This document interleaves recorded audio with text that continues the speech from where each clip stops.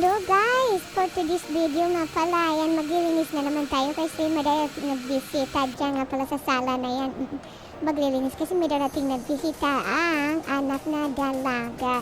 Oo nga pala, alam niyo ba guys, yung mga nililinis ko na yan, bihirang talaga linisin yan sa isang buwan. Siguro isang bisis lang. O basta bihira lang. Hindi kasi dito uso yung bisita na sa isang buwan, sa every week may bisita. Dito kasi hindi uso. So yan naman ang dinner.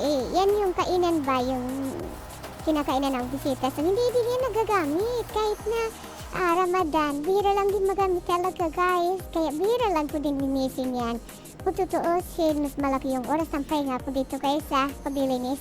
So dahil pagod na tayo guys, at yan na naman ang kita niyo tapos na ay aakyat na naman tayo sa kwarto. Ay pagka taas niya ng kwarto ko nasa taas, third floor pa naman niya kapagod, grabe yung galing sa trabaho, pagod ka tapos akyat ka pa third floor, super pagod na yan kahit na kunti lang ang linisin. So ayan, nakikita niyo kalahati niyan lagi ng mga gamit nila.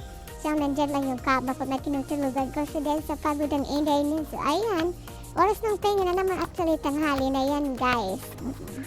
Tanghali na yan, pagod yan ang inday niya sa kakaakyat, hindi yan pagod sa trabaho, sa akyat yan kasi ang taas, nasa third floor yung kwarto ko. So ayan, paandas hindi natin ng aircon, kasi mag-aircon tayo, super init ito sa Saudi. O diba? Pak, o diba? Sukle-sukle yung inday niya. Ayan, so ayan, pagpapahinga na tayo kasi super pagod tayo. So thank you very much sa mga manonood. Kahit hindi magaling pa ka-voice over ko kasi hindi ako marunong mag-voice over. So kung ano lang naiisip ko, yun na lang ang sinasabi ko. Kasi na